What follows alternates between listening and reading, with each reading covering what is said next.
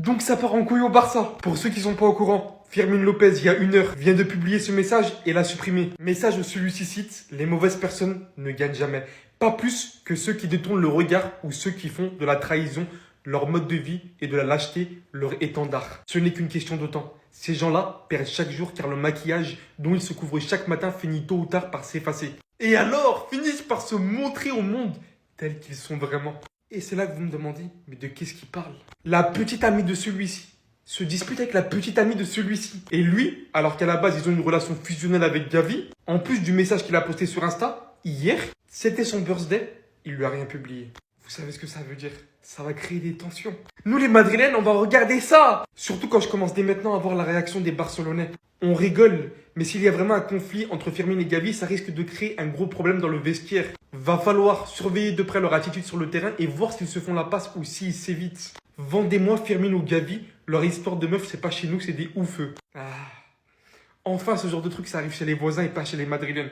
Débrouillez-vous maintenant. On va juste regarder nous, on est spectateurs.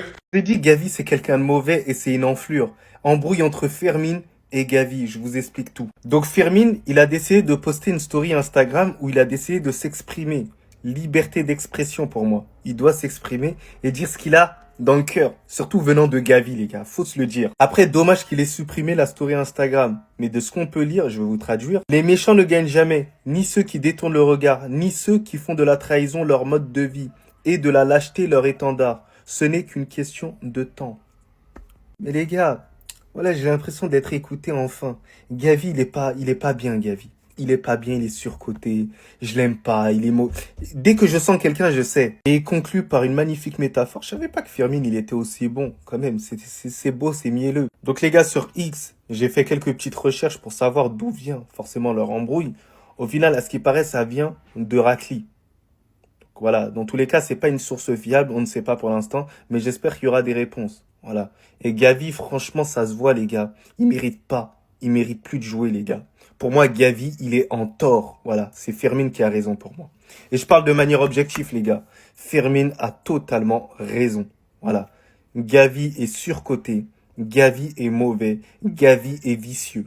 Il est très très vicieux. Ça se voit. Et regardez son sourire, les gars, je sais. Il y aurait actuellement une réunion entre Rashford et le Barça concernant son inscription pour le rassurer et certains joueurs comme Héctor Fort, Peña, attendez bougez pas je vous explique. Une réunion est en cours à Barcelone entre Deco et Rashford, puis avec Iñaki Peña et Héctor Fort, il s'agit de rassurer Rashford concernant l'inscription. Concernant Héctor Fort, c'est pour savoir s'il reste ou pas, s'il part en prêt pour avoir plus de minutes ou avec un transfert définitif reste à voir. Et Peña c'est la même chose, soit il va être prolongé pour pouvoir être prêté, enfin bref, on verra. Et concernant Marcus Rashford, ils sont sûrement en train de le rassurer en expliquant leur plan. Après au Barça, les plans ne se passent pas toujours comme prévu. J'espère juste une chose, que l'enregistrement de Marcus Rashford ne dépende pas de Ter Stegen. S'il vous plaît, la direction, j'espère pas.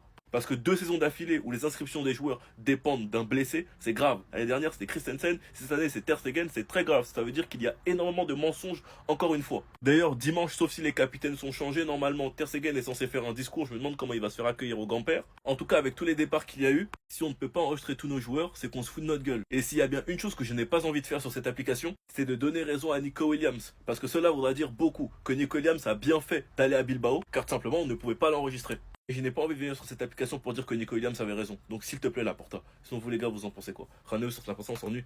Ce matin, il y a un mec qui nous a expliqué toute l'embrouille. Personne ne l'a calculé, personne ne l'a cru. En fait, le sujet du problème entre Gavi et Fermín s'est répandu aux yeux du grand public lorsqu'il a été constaté que Fermín López n'a pas souhaité joyeux anniversaire à Gavi publiquement. Quand on connaît le passif entre les deux, le fait qu'ils se connaissent de la Masia depuis leurs 12 ans, qu'ils ont toujours vécu ensemble à la Masia, c'est quelque chose que les fans et les stalkers ont remarqué. Surtout quand on sait que tous les joueurs du Barça l'ont fait publiquement, et même d'anciens joueurs comme Ousmane Dembélé.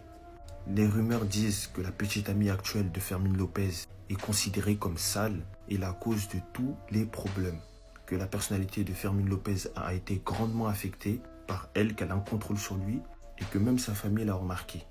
C'est quelque chose que Gavi, son ami de toujours, lui a fait part ou il a fait part à la petite amie de Fermín López directement. Ça n'a pas plu à Fermín López qui la considère sans doute comme la femme de sa vie. Ce qui fait que maintenant on a un problème gros comme une maison à Barcelone. 2 coéquipiers qui se tapent, qui se détestent parce que leurs deux petites amies défendent les intérêts de chacun qui sont diamétralement opposés. C'était ces Jorginho du Brésil. Et dites-moi si pour vous, dans le pire des cas, si on devait choisir entre Gavi et Fermin, vous gardez qui? Bao! Je vous promets que c'est un hagar. Je vous promets qu'il est trop méchant. En fait, Lamine Yamal est nominé pour le trophée Copa 2025. Mais moi, je me suis dit, comment ça se fait, wesh? En fait, les gars, il peut le gagner 2 fois. C'est le Golden Boy qui peut pas gagner 2 fois. Donc là, ça veut dire que Lamine Yamal, à tout moment, il prend le trophée Copa et le Ballon d'Or. Non, ça me fait rire parce qu'il faudrait voir en fait qui l'a fait dans l'histoire, même si, je le redis, Dembous Ballon d'Or. Bref. Pour les autres nommés, il y a mon chouchou, évidemment, révélation de la saison, Miles Lewis Kelly. C'est complètement mérité, les gars. Ensuite, le nouveau défenseur du Real Madrid, on l'a vu dans les matchs de Coupe du Monde des clubs, qu'il a déjà presque stabilisé la défense du Real, Dean Huijsen. Estevao, la nouvelle sensation de Chelsea. Kevin, là, il est déjà en train de baver, en train de dire c'est le nouveau Neymar. J'ai hâte de le voir à l'œuvre. Évidemment, Désiré Doué. Mais les gars, en vrai, qui va le prendre, le trophée Copa, Désiré Doué ou Yamal? Dites-moi en commentaire, parce que pour moi, ça va se taper entre les deux. Moi, les gars, je suis désolé, mais je donne à Doué. Doué, il a gagné la Ligue des Champions doublé en finale, wesh, les gars. Ensuite, après Chevalier, Lille, ils ont beaucoup de représentants. Ayoub Boadi, les gars, pour ceux qui regardent la Ligue 1, putain de crack. Et enfin, Pao Kobarsi. Pendant longtemps, on pensait que c'était lui l'élu. Mais là, je pense qu'il s'est fait soulever par Désiré Doué. J'ai dit enfin, mais je suis fou, alors qu'il y a Joao Neves qui est aussi nommé, qui aurait pu aussi être un très très gros prétendant. Mais malheureusement, je pense que le caractère impressionnant des performances de Doué et de Yamal. Ensuite, on a Kenan Yildiz. Les gars, petite pépite turque, vous savez très bien, très très fort au football. Voilà, moi franchement, j'aime bien la liste. C'est beau, c'est homogène. On a pour tous les pays, Portugal, France, Italie, Espagne, et notamment Rodrigo Mora aussi. 18 ans, les gars. L'avenir. Bref, dites-moi pour vous qui mérite. Là, je sais qu'il y aura un gros débat. Yamal, Doué, je sais pas.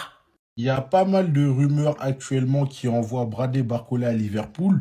Les supporters parisiens, est-ce que vous êtes sûr de votre coup? Est-ce que vous avez bien réfléchi? Est-ce que vous savez, est-ce que vous avez pris en compte qui vous êtes en train de laisser filer? Les gars, est-ce que vous êtes sûr de votre coup? Parce qu'au PSG, on parle beaucoup de Ousmane Dembélé, de sa saison incroyable parce qu'il a marqué pas mal de buts. On parle beaucoup de Gvara avec sa saison incroyable parce qu'il fait pas mal d'efforts. Et on parle aussi beaucoup de Désiré Doué parce que techniquement, c'est un truc de fou. Mais les gars, ce mec-là, je trouve que c'est le plus sous-coté. Cette saison, c'est 58 matchs joués, 44 titularisations, 21 buts, 18 passes décisives. Est-ce que vous vous rendez compte de la stat de folie? Et c'est parce que c'est Barcola qu'on n'en parle pas, hein. Ça, il y a plein d'autres joueurs, ils font ces stats-là. Surtout en remportant la Ligue des Champions. C'est top 10 Ballon d'Or, ça. Hein. Là, normalement, il devrait rejoindre Liverpool. Je sais pas si c'est des rumeurs ou c'est quelque chose qui est très avéré. Mais les gars, à Liverpool, dans le championnat anglais, avec full up d'espace, ce mec-là, il va rentrer dans une autre dimension. Ce mec-là, c'est très très fort. Il m'avait déjà convaincu. Mais ce match-là contre le Bayern en Coupe du Monde des clubs, les gars, c'est là où j'ai dit en fait, Barcola, c'est une dinguerie. Techniquement, c'est une folie. Il va trop vite. Il y avait que peut-être dans la finition où il doit bosser ça. Mais une fois qu'il aura acquis la finition, et même je parle de finition, regardez ses stats, c'est une folie. Mais une fois que ça va devenir un serial buteur, ce mec-là, course au Ballon d'Or. Je vous préviens, les gars. Est-ce que vous êtes sûr que vous allez laisser partir ce crack?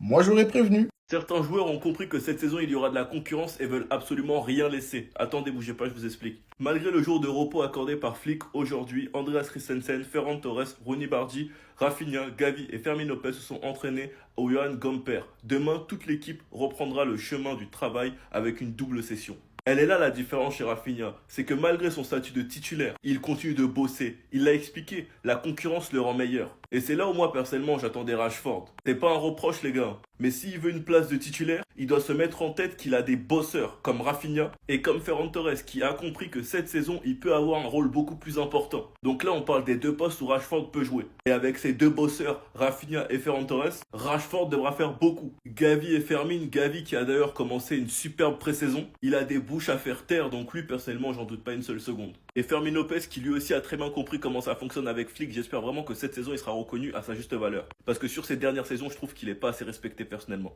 Et pour terminer, Christensen, un joueur qui s'est même fait oublier en Corée les gars. Rendez-vous compte que l'équipe a voyagé sans lui et qu'il a dû prendre un vol tout seul parce qu'ils l'ont oublié. En tout cas, j'espère vraiment qu'il restera parce que ce défenseur est archi sous-côté. S'il n'est pas blessé, bien sûr. Sinon, vous les gars, vous en pensez quoi? Rendez-vous sur cette importance en nu.